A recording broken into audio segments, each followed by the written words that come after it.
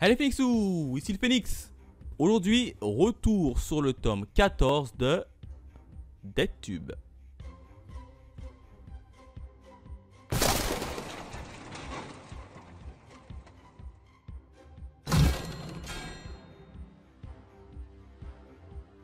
Comme d'habitude, on démarre directement par la présentation de la jaquette. Petite jaquette assez belle, puisqu'on a deux nouveaux personnages qui vont faire leur apparition dans ce tome là, et c'est plutôt sympa, dans une petite salle de classe tranquille.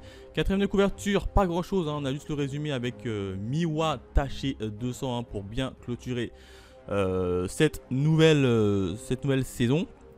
Et en termes de bonus, on n'a pas grand chose, pas de page couleur, pas de résumé, et c'est vraiment dommage qu'il n'y ait pas de résumé parce qu'à chaque fois je suis obligé de me retaper rapidement le tome précédent pour voir un peu ce qui s'est passé dans le tome précédent. Donc j'aurais bien aimé qu'ils mettent un petit résumé parce que sinon à chaque fois tu es obligé de retaper dans ton tome précédent, ou ça c'est un petit peu embêtant.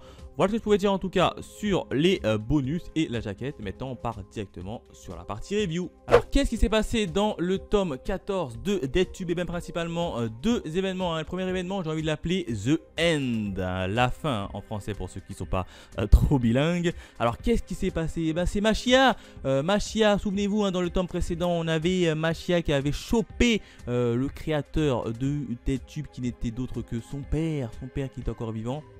Et puis là, tu as Machia qui le chope et qui décide tout simplement de le balancer aux zombies pour que les zombies le bouffent. Tout simplement, il a peu fait sa petite vengeance, sa petite vendetta. Donc du coup, il a buté son père. Et parallèlement à ça, on apprend également que Machia en fait a été tout simplement un peu manipulé par son père depuis toute sa vie. Il n'y a pas que Machia qui a été un peu manipulé, il y a aussi sa mère, mais également sa fille, puisqu'on apprend également que sa fille, comme vous le savez, son père l'avait dit, il l'avait élevée un peu dans un petit cocon familial très gentil pour un peu la voir se faire littéralement abuser par d'autres, etc. Donc le père lui avait dit.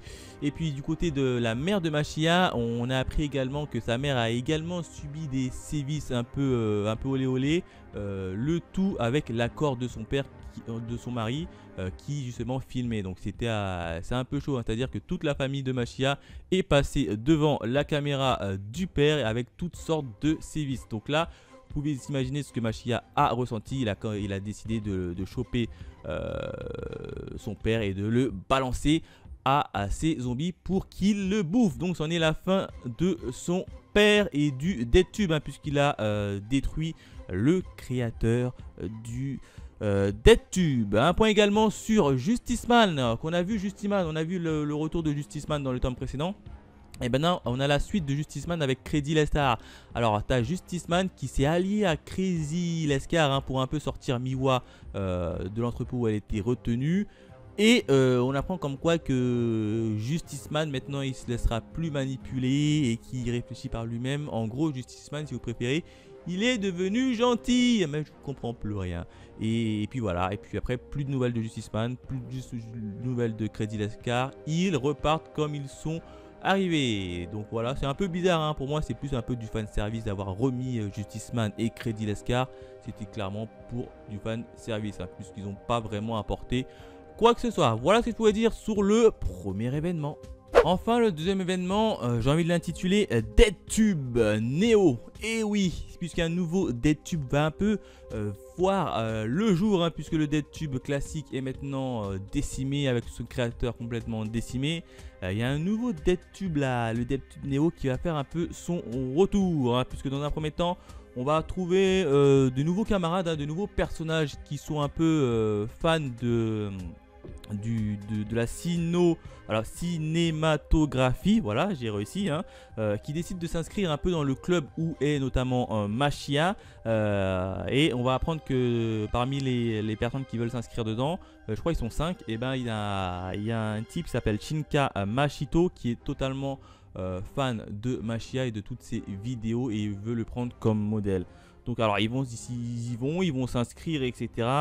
Et là, t'as celui-là qui aime bien Machia, le nouveau qui arrive. Il dit mais il est où Machia? Je le vois pas. Et puis là, t'as les autres, t'as Miwa, etc. qui leur disent comme quoi Mashiya, il est dans le coma. Bon, ok. Alors, on se demande pourquoi. Et ben, devinez quoi?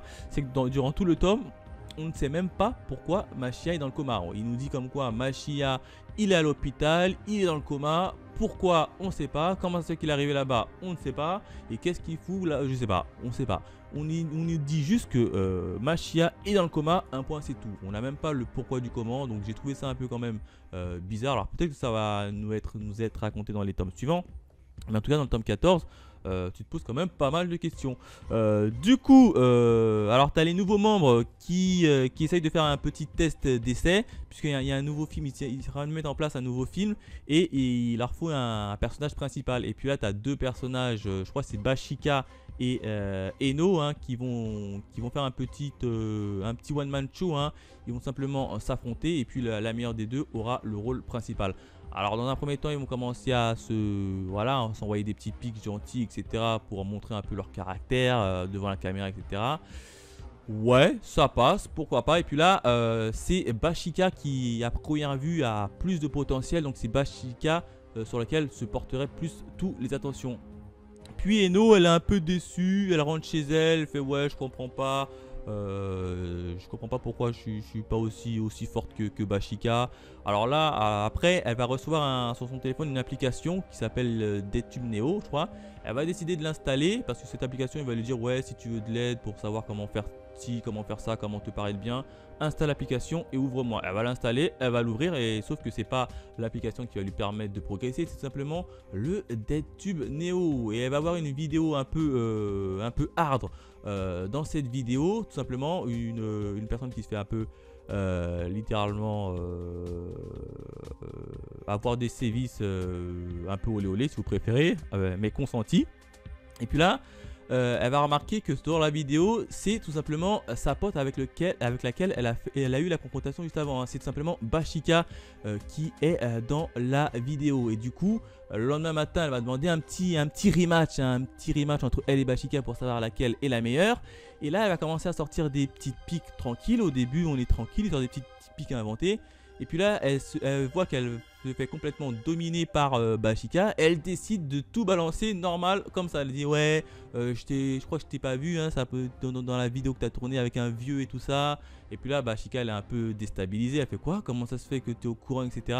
Donc ça envoie vraiment du vrai pic sur elle. Et Bashika, elle est un peu déstabilisée. Et puis ils ont décidé d'arrêter un peu le one contre one ici, hein, pour savoir qui allait être pris, etc. Donc non, franchement c'était plutôt assez intéressant, hein. Un nouveau DeadTube Neo qui fait son apparition. Et après ça se conclut comment? C'est comme quoi que vu que Eno a vu une vidéo sur le DeadTube Neo, elle doit pour rembourser sa dette entre guillemets produire elle-même une vidéo tout aussi violente ou hard, hein, si vous préférez. Et ça se termine comme ça. Et bien évidemment, si elle refuse, et ben, elle risque la mort si elle refuse. Donc ça se termine comme ça au niveau de cet petit événement. Voilà ce que je pouvais dire sur le DeadTube numéro 14. Le fameux DeadTube, hein, qui a vu la fin de la première partie se terminer, pour avoir un nouveau DeadTube qui va un peu recommencer dans une nouvelle saison. Alors est-ce qu'ils ont dû s'arrêter la première saison, et est-ce que c'est une bonne idée pour eux d'avoir continué? Pour le moment, on ne sait pas trop. Alors pour moi, pour l'instant, c'est assez mitigé, hein. Je ne sais pas trop ce que ça va donner, hein, d'autant plus qu'on a Mashiya qui est dans le coma, qui nous a même pas été dit pourquoi, comment, mais on sait juste qu'il est dans le coma. Alors pour l'instant, le début de cette deuxième saison est plutôt assez intéressante, hein. J'ai quand même envie de savoir un peu plus de ce qui va se passer sur le tome 15, et ça va vraiment être le tome 15 qui va me dire si est-ce que cette nouvelle saison vaut vraiment le coup. En termes de notes, si je vais noter sur 5 étoiles, personnellement j'aurais mis la note de 3 étoiles sur 5. Voilà ce que je pouvais dire sur DeadTube tome 14. Bien évidemment, dites-moi dans les commentaires ce que vous avez pensé de la fin de la première saison de DeadTube et de la nouvelle saison qui commence à débuter. Quant à nous, on se retrouve très vite pour de nouvelles aventures. Allez, bye mes Phoenixos.